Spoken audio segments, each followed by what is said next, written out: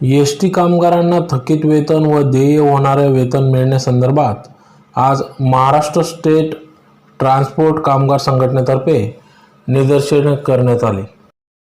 कोरोनाच्या या आपत्ती काळात सोयीसुविधांचा अभाव असताना एस.टी. कर्मचारी आपला जीव धोक्यात घालून अत्यावश्यक सेवा बजावत आहे। तसेच सध्या मुंबई बेस्टची प्रवासी वाहतूकही एस.टी. कर्मचारी अत्यंत प्रतिकूल परिस्थितीत करीत आहेत।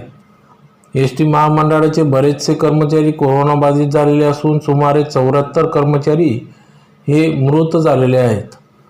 कोरोना कालावधीत कामगार प्रतिकूल परिस्थितीत काम करीत असतानाही कामगारांना माहे 2020 ऑगस्टपासून वेतन दिलेले नाही। त्यामुळे कामगार व त्यांच्या कुटुंबियांवर उपासमारीची वेळ आलेली आहे। शासकीय कर्मचाऱ्यांप्रमाणे एस.टी. कर्मचाऱ्यांना महागाई भत्ता व सण उचल देण्याचे कामगार करारान्वये मान्य केलेले आहे। शासकीय कर्मचाऱ्यांना माहे डिसेंबर 2019 पासून 5% महागाई भत्ता लागू करण्यात आलेला आहे, परंतु एस.टी. कामगारांना सदरचा वाढीव 5% महागाई भत्ता अद्याप लागू केलेला नाही। त्याप्रमाणे सन 2018ची मुदत वाढीत 2%ची 3 महिन्याची थकबाकी व 2019ची 3%ची 9 महिन्यांची महागाई भत्त्याची थकबाकी ही एस.टी. कर्मचाऱ्यांना अद्याप मिळालेली नाही। त्याचप्रमाणे शासकीय कर्मचाऱ्यांना रुपये 12,500 सण उचल लागू केलेली आहे, परंतु एस.टी. कामगारांना अद्यापपर्यंत सदर 12,500 सण उचल लागू केलेले नाही। दिवाळीसारखा महत्त्वाचा सण दिनांक 12 नोव्हेंबर 2020 पासून सुरू होत आहे। सदर सणापूर्वी एस.टी. कामगारांना मागील 2 महिन्याचे थकीत वेतन, माहे ऑक्टोबर 2020चे देय झालेले वेतन, महागाई भत्त्याची थकबाकी व शासकीय कर्मचाऱ्यांप्रमाणे सण उचल मिळणे आवश्यक आहे। वास्तविक एस.टी. कर्मचाऱ्यांना त्यांनी केलेल्या कामाचे वेतन नियत देय तारखेस देण्याची जबाबदारी कायद्याने एस.टी. प्रशासनाची असतानाही प्रशासनाकडून एस.टी. कामगारांना नियत देय तारखेस वेतन दिलेले नाही। कोरोनाच्या कालावधीत अत्यंत प्रतिकूल परिस्थितीत कामगार काम करीत असताना देखील त्यांच्या केलेल्या कामाचे वेतन मिळत नसल्याने कामगारांमध्ये प्रचंड असंतोष वाढला आहे।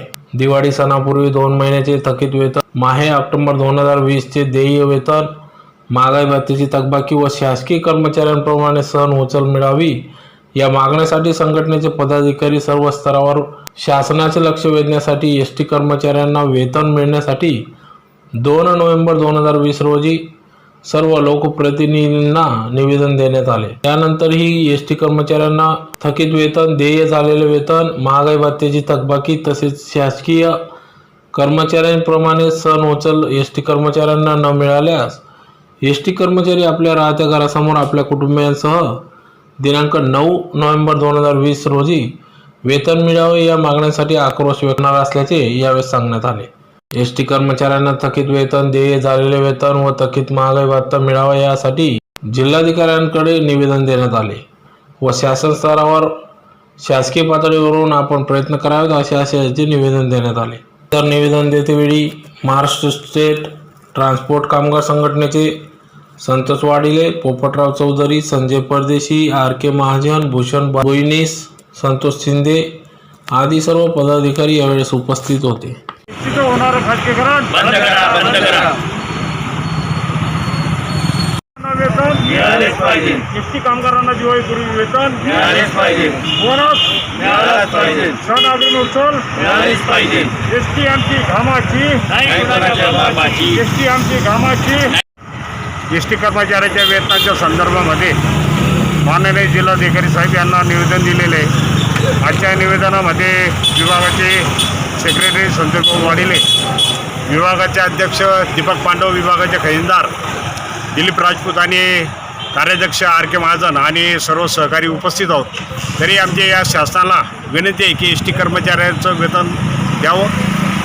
2-2, 3-3 महिन्यापासून वेतन नसल्यामुळे कर्मचाऱ्याच्या संसाराची परवड होत आहे, कुटुंब उपासमारीचे दिवस काढत आहे आणि शासन हे कोरोनाच्या आड लपूसणी आम्हाला वेतन देत नाही।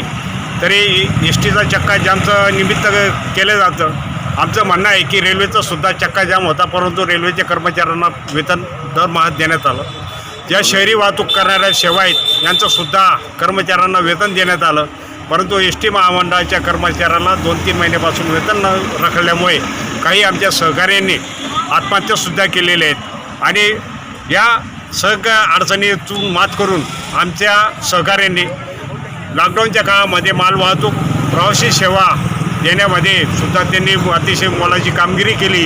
या सेवा करीत असताना काही आमच्या सहकाऱ्यांना कोरोनाची लागण झाली, काही सहकाऱ्यांचा त्यामध्ये मृत्यू झाला, काही सहकारी कोरोनाग्रस्त आहेत, ते उपचार घेत आहेत.